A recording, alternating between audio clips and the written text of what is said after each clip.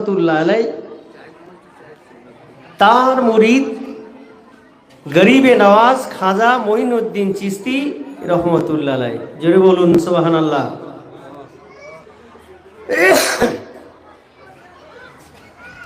পীর কেমন আর মুরিদ কেমন? কে গরিবে নওয়াজ? যিনি এই ভারতবর্ষের জমিনে আল্লাহ রসুলের আদেশ নিয়ে আসলেন, হিন্দুস্তানের জমিনে বসে অনেক ঘাত প্রতিঘাত কষ্ট ক্লেশ সব কিছুকে বিসর্জন দিয়ে যার কাছে এই ইমানি কালেমা পড়ে কম বেশি 90 থেকে 92 লক্ষ বেদিন কালেমা পড়ে মুসলমান হয়েছিলেন। জোরে বলুন সুবহানাল্লাহ। এক এক ওলি আল্লাহর এক এক ধরনের কারামত আল্লাহ তাআলা পৃথিবীর জমিনে তার মেহবুব বান্দাদের উপরে দান করেন। যে যেমন ভাবে নিতে পেরেছে আল্লাহ তাকে তেমন দান করেছেন। এর নজির সাবল সিংহাপুরী হুজুর কেবলা রহমতুল্লাহ আলাইহি বলতেন, যে যতটা পানিতে নামবে তার ততটা কাপড় ভিজবে। এর উদাহরণ আমরা বুঝতে পারতাম না, ঠিক কিনা বলেন? আমরা এই উদাহরণটা বুঝতাম না, কিন্তু আসলে ইলমে মারুফাতের লাইনে, ইলমে তরিকাতের লাইনে, ইলমে শরিয়াতের লাইনে, আধ্যাত্মিক জগতে মানুষ কতটা পরিমাণে বিলীন হলে তবে খোদা প্রদত্ত জ্ঞান অর্জন করতে পারে, এটা মুর্শিদ সেটাই আমাদের বোঝাতেন। জোরে বলুন সুবহানাল্লাহ। কিন্তু আমরা হতভাগা বুঝতে পারতাম না। যিনি হাতে গড়ে 92 লক্ষ মানুষকে কালেমা পড়িয়ে মুসলমান বানিয়েছিলেন, তার খানকায় রেখে, তার দরবারে রেখে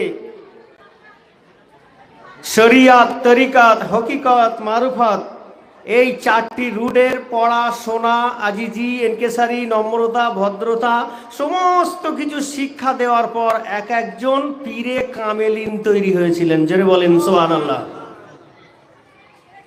এবার মুর্শিদ বলছেন, খাজা গরিবে নওয়াজ তোমরা এক এক দিকে চলে যাও,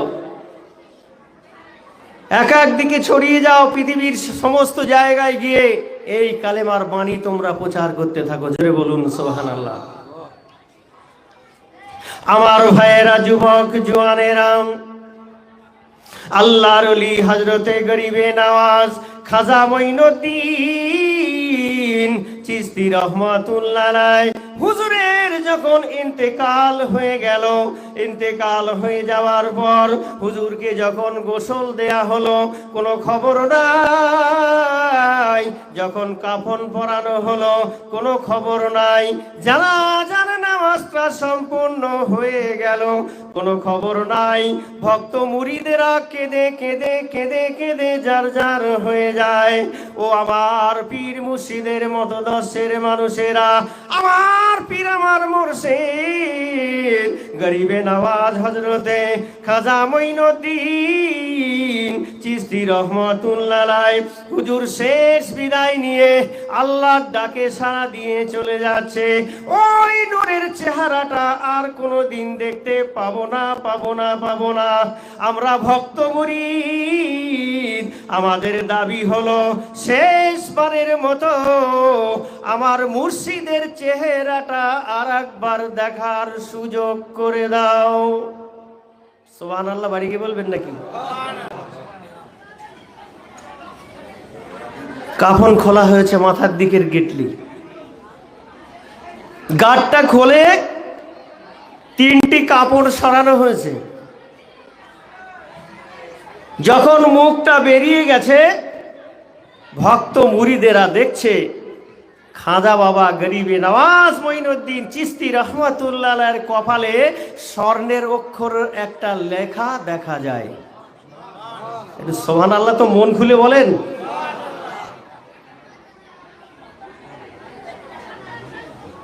ভক্ত মুরিদ তো বুঝতে পারে না লেখাটা কি।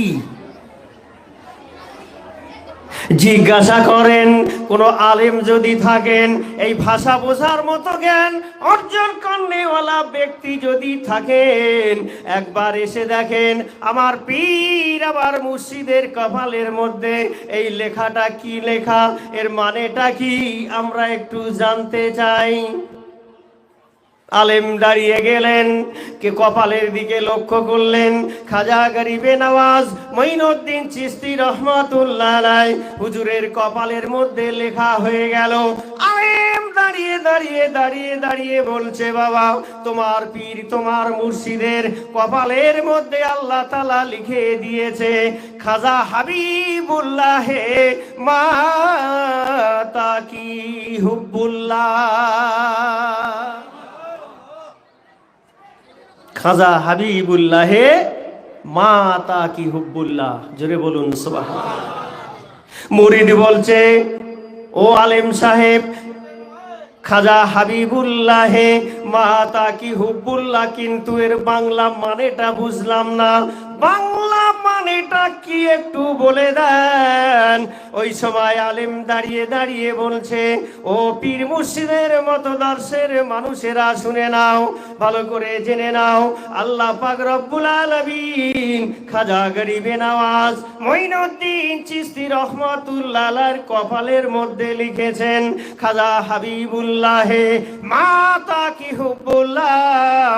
এর বাংলা মানে হলো খাজা বাবা টাকার মহব্বত দুনিয়া ছাড়ে নাই, বিবি বাচ্চার মহব্বতে দুনিয়া ছাড়ে নাই, দুনিয়ার মহব্বতে খাজা বাবা দুনিয়া ছাড়ে নাই, খাজা বাবা আল্লাহর মহব্বতে দুনিয়া ত্যাগ করেছে। তাদের সিনায় কি ছিল? তারা কাকে ভালোবাসতো? আমরা দুনিয়া ভালোবাসি, বিবি বাচ্চা ভালোবাসি, অর্থ সম্পদ ভালোবাসি, ব্যবসা বিজনেস ভালোবাসি, আর আল্লাহ ওয়ালারা আল্লাহ এবং তার রসুলকে ভালোবাসে, জোরে বলেন সুবহানাল্লাহ। তাদের সম্পর্কে কুধারণা করা, তাদের সম্পর্কে বাজে মন্তব্য করা কোনো অবস্থাতে মানা যাবে না। তাদের জান, তাদের মাল, তাদের জীবন, তাদের যৌবন একমাত্র উৎসর্গ আল্লাহর জন্য করেছে, বলুন সুবহানাল্লাহ। সুফি আজম গাছি রহমাতুল্লাহ আলাইহি বলেন, बुजुर्गी की नहीं हमको जरूरत, गुलाम अपना बनाया तू खुदाया, জোরে বলেন সুবহানাল্লাহ। আমরাও নামাজ পড়ি, জিকির করি, কোরআন পড়ি, ওজিফা পড়ি, সব কিছু করি, কিন্তু কোনোদিন বলি না আল্লাহ আমি যেন তোমার পেয়ারা গোলাম হতে পারি, এটা কোনোদিন বলি না। সুফি মুফতি আজান গাছি রহমাতুল্লাহ আলাইহি বলেন, বুজুর্গি কি নেহি হামকো জরুরত, বুজুর্গির আমার দরকার নেই, মানুষ আমাকে পীর সাহেব বলুক, মানুষ আমাকে বড় মাওলানা সাহেব বলুক, মুফতি সাহেব বলুক, এই লাকাব আমার দরকার নাই, আল্লাহ জানো আমি তোমার প্রিয় গোলাম হতে পারি। তবে তো আজকে বাগমারিতে ফুলের বাগান বসেছে, সুবহানাল্লাহ বলে না, রহমতের বাজার বাগমারিতে, তার জীবনের ত্যাগ শুধু দেখেন। এক সময় খাদেমকে বলছে, বাবা এই গম নিয়ে গিয়ে একটু পেশাই করে আনো তো। আল্লাহ ওয়ালা যারা হয়, আল্লাহর অলি বান্দা যারা হয়, তারা রুটি খায় বেশি। গম পেশাই করতে নিয়ে যাওয়া হয়েছে চাকিতে, গম পেশাই করে ফিরে এসেছে, তখন জামাত হয়ে গেছে। গমের প্যাকেটটা রেখেছে হুজুর কেবলার সামনে, হুজুর কেবলা জিজ্ঞাসা করছে, তোমার এশার নামাজ হয়েছে? জি হুজুর এশার নামাজ পড়েছি। কামেল ওলি আল্লাহর চোখটা কি, নজরটা কি, মুর্শিদ তখন বলছে, তুমি এশার নামাজ পড়েছো, জামাত পেয়েছো?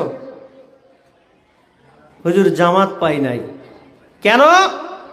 এই গম পেশাই করতে গিয়ে জামাত ছুটে গেছে। আল্লাহর ওলি বলেন, সুফি মুফতি আজান গাছি রহমাতুল্লাহ আলাইহি বলেন, যে গম পেশাই করতে যে দুনিয়ার একটু আহারের জন্য তোমার জামাত ছুটে যায়, ওই পেশাই করা গমের রুটি আমি খাবো না। গমগুলো আটাগুলো নিয়ে বাইরে যারা ফকির মিসকিন আছে এদেরকে তুমি সব বন্টন করে দাও। জোরে বলুন সুবহানাল্লাহ। তাদের জীবনের তাকওয়া, জামাতের সঙ্গে নামাজ আদায় করা, নামাজ আদায় করা, কত নামাজের প্রতি গুরুত্ব। আপনারা জানগাছি রহমাতুল্লাহ আলাইকে দেখেন নাই, মুয়াজ্জিন কিবলা রহমাতুল্লাহ আলাইকে অনেকেই দেখেন নাই, আবিসি হুজুর কিবলাকে অনেকেই দেখেন নাই, দেখেছেন সাবল সিঙ্গাপুরি হুজুর কিবলাকে, আর বর্তমান হুজুর কিবলাকে দেখেন। তাদের জীবনের আদর্শগুলো, ও আমার ভাইরা, আমগাছি গ্রামবাসী মা ও বোনেরা, তাদের জীবনের তাকওয়া কত, তাদের জীবনে পরেশগারি কত, তাদের জীবনে আরাধনা কত, তাদের জীবনে উপাসনা কত। আজ কয়েকদিন হয়ে গেল পবিত্র সালানা মজলিস হয়ে গেছে ভাই। পৃথিবীতে কত বড় বড় মজলিস হয়, জলসা হয়, ইজতেমা হয়, কত বড় বড় মজলিস হয়, আজ পর্যন্ত কোনো আলেম ওলামাকে উঠতে দেখা যায় না। লক্ষ মানুষের সামনে দাঁড়িয়ে তাই সে নিজেকে স্যালেন্ডার করে, কিন্তু আমরা কোথায় দেখতে পাই ওই বাগমারির জমিনে 10 দিনে আখেরি মোনাজাতের দিনে বর্তমান হুজুর কিবলা মাস্টার সাহেব দামাত বারকাতুহুম লক্ষ লক্ষ মানুষের সামনে দাঁড়িয়ে হাত দুখানা জুড়ে বলেন, আপনারা সব আল্লাহর মেহমান। কার মেহমান? আপনারা সব আল্লাহর নবীর মেহমান। সুফি আজান গাছি রহমাতুল্লাহ আলাইহির মেহমান, মুয়াজ্জিন কিবলা রহমাতুল্লাহ আলাইহির মেহমান, আপিসি হুজুর কিবলার মেহমান, সাবল সিঙ্গাপুরি হুজুর কিবলার মেহমান। আমি এই দরবারের একটি আদনা গোলাম। যেভাবে আপনাদের তোয়াজ করা দরকার ছিল, যেভাবে আপনাদের ইন্তজাম দেওয়া দরকার ছিল, যেভাবে আপনাদের শোয়ার ব্যবস্থা করা দরকার ছিল, খানা পিনার ব্যবস্থা দেওয়ার দরকার ছিল, গোসলের পানি দেওয়ার দরকার ছিল, ইস্তেঞ্জা বাথরুমের দরকার ছিল, যাবতীয় কাজ যেভাবে করার দরকার ছিল, আমি সেভাবে আপনাদের পরিষেবা ঠিক মতো দিতে পারি নাই। আল্লাহর হস্তে আপনারা আমায় মাফ করে দেবেন। দেখেছেন আজ পর্যন্ত কোথাও এই আদর্শ? বিশ্ব নবী কামলিওয়ালার আদর্শ। জোরে বলেন সুবহানাল্লাহ। আদর্শ যদি কোনো মানুষ এই বর্তমান প্রাককালে দাঁড়িয়ে যদি দেখতে চায়, নিজের চর্ম চোখে দেখতে চান, 50 টাকা খরচ করে 18 নম্বর বাগমারিতে গিয়ে বর্তমান হুজুর কিবলাকে দেখে আসেন। কি আল্লাহর মেহবুব তারা, কি আল্লাহর আশিক তারা। আজকে কেন মানুষ তার দরবারে যায়? কি পেয়েছে সেখানে গিয়ে? আপনারা কি পেয়েছেন? প্রত্যেক রবিবার হলে চাকরিতে না গিয়ে, ব্যবসায় না গিয়ে, দিন মজুরি না করে এই রবিবারটা আমি আল্লাহ, আল্লাহ রসুল এবং কামেল মসজিদের জন্য এই রবিবারটা ধার্য রেখেছি। রবিবার আসলে ফজরের সালাত করে, অজিব আজগার করে, কোরআন পড়ে, ইশরাক করে, গোসল করে আমি সোজা গিয়ে পৈলন থেকে বাসে উঠবো ধর্মতলা, ওখান থেকে বাস ধরবো বাগমারি মসজিদের দরবার অ্যাটেন্ড করব। জোরে বলেন না সুবহানাল্লাহ। সবার তাই বলে হয় না। আশেক আর মাসুকের সঙ্গে যার ভালো কানেকশন থাকে, মহাব্বতে, তখন সে যেখানে থাক না কেন খিচে টেনে তাকে সেখানে নিয়ে চলে যায়। জোরে বলেন। আমরা এগুলো বুঝতে পারি না। আমার ভাইরা, খাজা হাবিবুল্লাহ মাতা কি হুব্বুল্লাহ, খাজা বাবা আল্লাহর বন্ধু। জোরে বলুন সুবহানাল্লাহ। খাজা বাবা আল্লাহর বন্ধু, আল্লাহর মহব্বতে ইন্তেকাল করেছে, পর্দা নিয়েছে। খাজা বাবা আল্লাহর মহব্বতে দুনিয়া ত্যাগ করেছে। জোরে বলুন সুবহানাল্লাহ। এই গরিবী নওয়াজ মাইনুদ্দিন চিশতি রাহমাতুল্লাহ আলাইহি আমার আল্লাহ তাআলা কেমন দরজা দান করেছিলেন, আল্লাহর সঙ্গে তার কেমন কানেকশন ছিল। ওই দিল্লির জমিনে পৃথ্বীরাজের এলাকাতে একটা জায়গায় গিয়ে হুজুর তাবু টাঙালেন। ওই সময় উট চালক না এসে বলছে, ও বাবা ফকির সাহেব, এই জায়গায় আমাদের উট বাঁধা হয়, এখানে তো আপনার থাকার জায়গা নয়, এখানে আপনার থাকতে দেওয়া হবে না। আল্লাহর ওলি গরিবে নওয়াজ মাইনুদ্দিন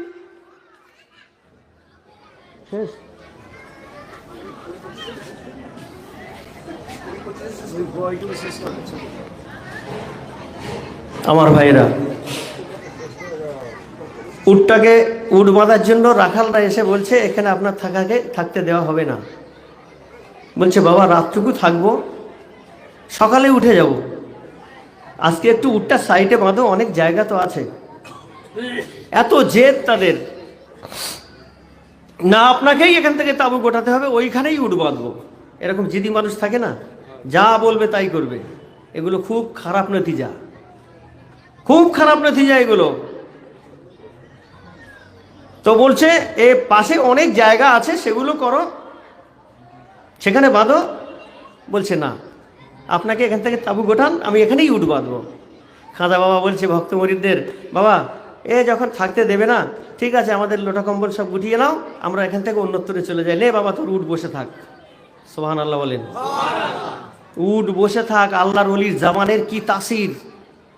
শুধু বসে থাক বলে চলে গেছে, হাজার হাজার উট বসেছে, জনমের বসা আর ওঠে না।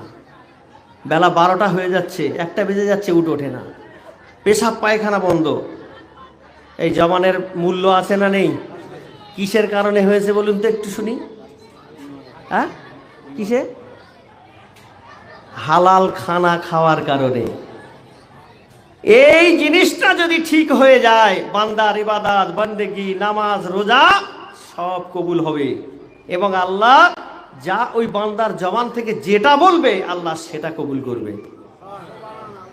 উট বসে থাক বলে চলে গেছে, উট সব বসে আছে, ওঠে না। হায় আল্লাহ, কি হলো? পিতৃরাজের কাছে খবর দেওয়া হয়েছে, উট তো আর একটা ওঠে না। বলে রোগ ব্যাধি হলে একটা দুটা হবে, সব লাটে পড়ে আছে। বলছে কালকে কি হয়েছিল? বলে এক ফকির সাহেব সেখানে তাঁবু লাগিয়েছিল, আমরা জোর করে তাকে তুলে দিয়েছি। সে কাকুতি মিনতি করছিল রাতটুকু থাকবো, আমরা জোর করে তুলে দিয়েছি। বলছে ফকির সাহেবের বদদোয়া লেগেছে। এ কথা বুঝতে পারছেন? যাও গিয়ে ফকির সাহেবের কাছে ক্ষমা চাও। দৌড়ে চলে গেছে, হুজুর আমাদের ঘর সংসার সব বিলীন হয়ে যাবে। কেন? না পিতৃরাজের কাছে চাকরি করি, মাইনা নিয়ে ঘর সংসার বিবি বাচ্চার ভরণ পোষণ দিই, এখন তো উট একটা ওঠে না, আর আমাদের চাকরিও তো চলে যাবে। হুজুর আপনি